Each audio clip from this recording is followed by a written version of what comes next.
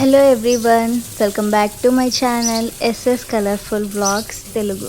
నా వీడియోస్ కనుక మీకు నచ్చినట్లయితే ప్లీజ్ లైక్ చేసి సబ్స్క్రైబ్ చేసుకోండి. ఇవాల్టి వ్లాగ్లో అయితే మీకు మంచి నాన్ వెజ్ రెసిపీస్ అయితే ఉంటాయి. వీడియోనైతే స్కిప్ చేయకుండా ఎండ్ వరకు చూడండి. మా డాడీ చేసిన మటన్ కర్రీ అయితే చాలా టేస్టీగా ఉంటుంది. ఎలా చేయాలో చూడండి. ముందుగా ఇక్కడైతే ఒక కడాయిలోకి సరిపడా ఆయిల్ వేసుకొని ఆయిల్ అయితే బాగా హీట్ అవ్వనివ్వాలి. ఆయిల్ బాగా హీట్ అయ్యాక అయితే ఇలా ముందుగానే గ్రైండ్ చేసి పెట్టుకున్న ఉల్లిపాయ పేస్ట్ని దీంట్లోకి వేసుకోవాలి. ఈ ఉల్లిపాయలు అయితే బాగా ఫ్రై అవ్వాలి. అటువైపు అయితే ఆనియన్స్ ఫ్రై అవుతున్నాయి. ఇప్పుడు నేను ప్రాన్స్ని ఇలా రోస్ట్ చేస్తున్నాను. ప్రాన్స్ కర్రీ కూడా చూపిస్తాను. ఇలా ఆనియన్స్ బాగా వేగాలంటే ఇప్పుడు దీంట్లోకి అయితే సాల్ట్ని వేసుకోవాలి. ఇలా సాల్ట్ని వేసి బాగా ఫ్రై చేసుకోవాలి. ఇటువైపు అయితే ఇలా ఆనియన్స్ ఫ్రై అవుతూ ఉన్నాయి. మరోవైపు అయితే నేను ఇక్కడ ఎండు రొయ్యల్ని ఫ్రై చేస్తూ ఉన్నా. ఇలా ఎండు రొయ్యల కర్రీ వండేటప్పుడు ఎప్పుడైనా సరే ముందుగా ఇలా వేయించి వండాలి. ఇలా వేయించిన తర్వాత ఒక ప్లేట్లోకి అయితే తీసుకుంటున్నా. ఇలా ఆనియన్స్ కొద్దిగా ఫ్రై అయ్యాక అయితే ఇప్పుడు దీంట్లోకి ఒక 2 స్పూన్స్ దాకా అల్లం వెల్లుల్లి పేస్ట్ అయితే వేసుకోవాలి.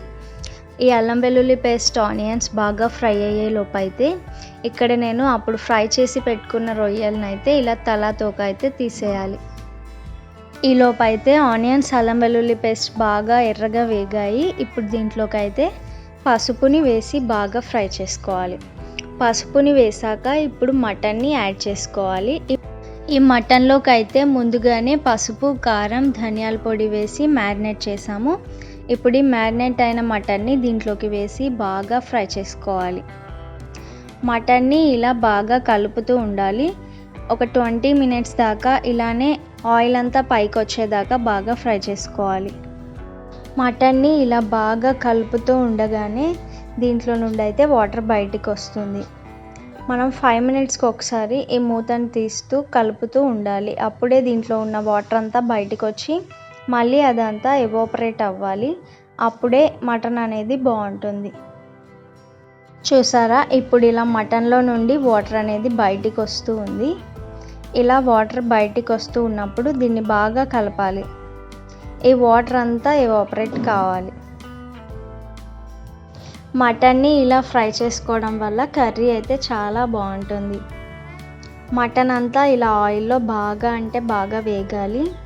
చూసారా, వాటర్ కూడా ఇప్పుడు తగ్గుతూ వస్తుంది. వాటర్ ఇలా తగ్గుతూ వచ్చినప్పుడు మళ్ళీ దీంట్లోకి వాటర్ కూడా వేసుకుంటాం గ్రేవీకి సరిపడా. ఇవాళ అయితే మేము ఈ మటన్ కర్రీని మరీ గ్రేవీలా కాకుండా అలాగని ఫ్రైలా కాకుండా మీడియంగా అయితే చేస్తున్నాం. ఇలా చేస్తే చాలా టేస్టీగా ఉంటుంది. ఈ లోపు అయితే ఎండు రొయ్యలన్నీ క్లీన్ చేసేసా. ఇప్పుడు దీంట్లోకి సాల్ట్ వేసి బాగా వాష్ చేసుకోవాలి.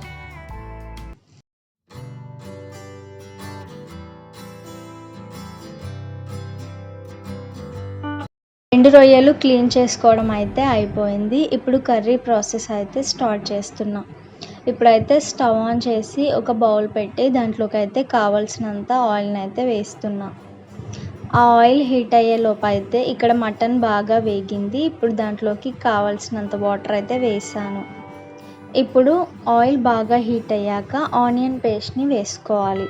ఆనియన్ పేస్ట్ని వేసి ఆనియన్స్ కొద్దిగా ఫ్రై అయ్యాక అయితే దాంట్లోకి అల్లం వెల్లుల్లి పేస్ట్ అలాగే సాల్ట్ వేసుకోవాలి.